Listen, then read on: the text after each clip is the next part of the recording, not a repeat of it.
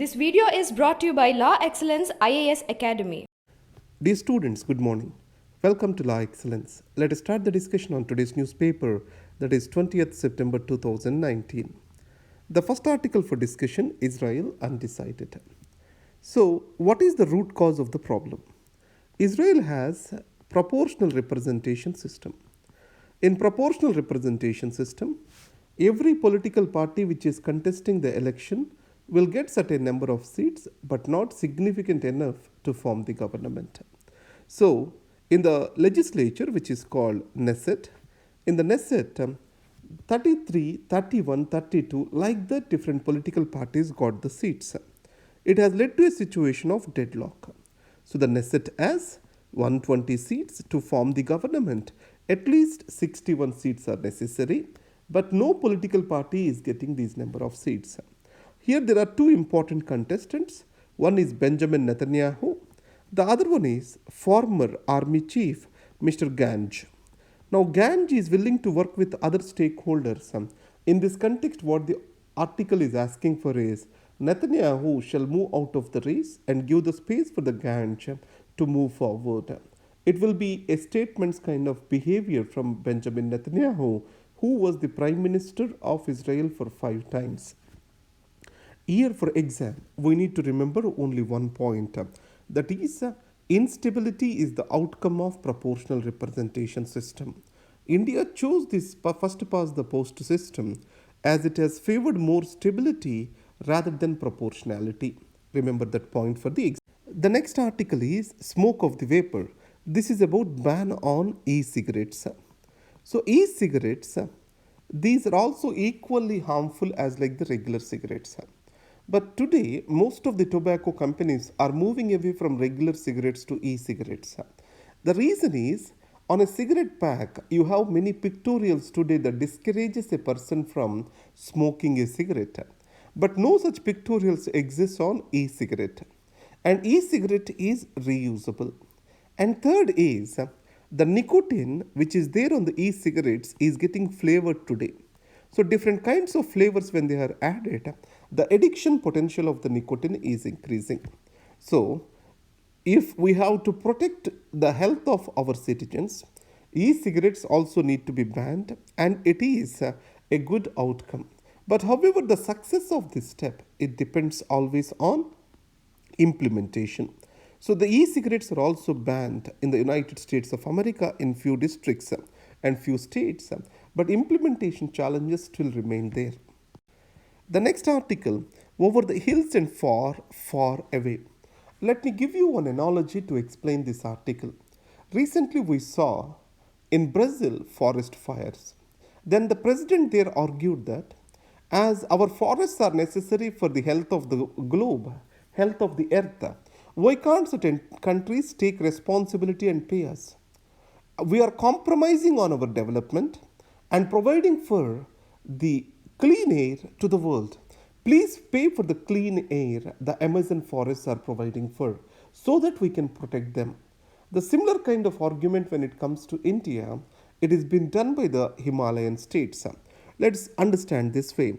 The Himalayan states have a different sensitive ecosystem, and this is creating lot of diversity and ecological benefits to India. So in this context, as we are asking the Himalayan states to compromise on their developmental activity by protecting the forests, mountains, hill tracts, etc., why can't you provide for something called green bonus? This is what is the demand of the chief ministers of those 11 states. Here, the author argues two things. One is, the nationalism in India has developed based on the foundations of the plain regions. It means the idea of India was always disconnected from the hilly areas. If you see, the southern states are the plain regions of Uttar Pradesh, Bihar, etc. They dominate the landscape, either it is political, economic, or social. So, any law which we make this majority into consideration. When we see these hill states, we see them as underdeveloped states, or we see them as the tribal inhabitant regions. So in this context, we fail to acknowledge their diversity and the needs for their special existence. So this green bonus etc. will not be of much helpful unless we recognize that their social, economic and political existence is different from the other parts of India. That is the message which the author is trying to take forward here.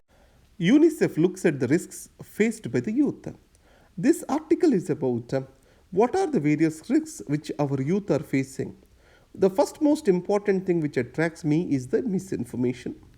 After that, you have other risks like mental illness is growing. Along with that, conflicts are growing, where their livelihoods are getting in danger. And finally, we also have these climate related challenges. So, in this, why I am interested in misinformation? This entire generation is growing in trust deficit, mistrust.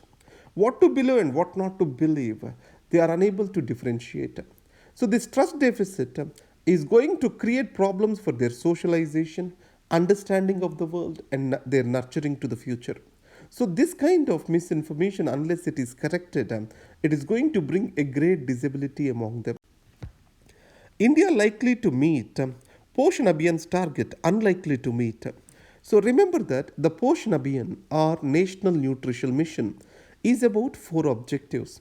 One is stunting, second is underweight, low birth weight, and also nutritional deficiencies of mothers. So in this, the government wants to achieve everything by 2022. So, what here the Lancet says is the targets are about to be missed because the targets are too aspirational or ambitional. So, for your prelims, what you need to do is what is Poshan Abhiyan? What are the targets under the Poshan Abhiyan? Please go through them once. Can Hindi unite India? So, see, Hindi as a national language meant to unite all the people is kind of a myth in itself. Remember one thing, Hindi is spoken by majority of the population is wrong. Hindi is only spoken by highest number of population in India. Majority of the population speaks the other languages. So in this case, one language, one country, one culture. It was an idea which was developed during 20th century and before that. It was the idea of the Europe where they wanted to create the nation states. They want language as a unifying factor. This has led to many wars in the Europe and caused great human sufferings. And second, the changing circumstances such as migration, let's take. In this migration, if they have a connecting language, it becomes easy for the people to assimilate and have a dialogue with each other. And third, unity in diversity is the slogan for us. In this case, imposing one language on the other group may not be successful. And the biggest danger for India is not just about imposing Hindi, we are losing many other languages. Now let's take Bhojpuri, and this is seen as a subsect of Hindi. It's not. So it has its own independent existence. Finally, more than 6,000 plus languages are expected to exist in India, and they have economic and cultural value. And most of them are disappearing. That is what has to be our concern today. So ultimately, what do we say is recognition of separate languages has indeed united India. In this case, the way forward is let's keep India united rather than divided. Now, being mindful of diversity, India's multilingual approach to have multi-identity to its citizens has really worked for it. It ensured peaceful living of people in one geography. In this scenario, existence of English is more essential for our skills and also livelihoods today. In Bangalore, a survey was done. In that survey, it was stated that internet access and knowledge of English, these are two determining the job potential of the individuals. In this case, India has many of the shared history and shared concerns which can keep us united. It need not be the language. If we can learn Hindi as a language, that is good, but it shall be out of linguistic interest. It cannot be imposed. In the previous article, they spoke about one thing. In the initial years, we shall have a mother tongue as a language, and after that, we have to go for the state official language, and at the high school and post that, we can teach them Hindi. So, mother tongue, and we can give a state official language in the middle school, and any other language it has to be outside the school, that is after the school. And in this case, three language formula in India, though initiated as a compromise between various languages, we failed to implement it properly. That's what we need to remember. Accessing internet is a basic right, Kerala High Court. So many of the European countries having connectivity is a fundamental right today. So connectivity is essential for knowledge, information, and which becomes the basis for our argument, debate, etc. In this context, the Kerala High Court stated the right to connectivity, right to internet is part of the Article 19(1)(a) of the Constitution. That's how we can put it as. These are the articles for today. Thank you very much. Have a great day. As I am out of India and as I am traveling, my lectures can be a bit erratic to you. Don't take me wrong. Thank you very much. Have a great day.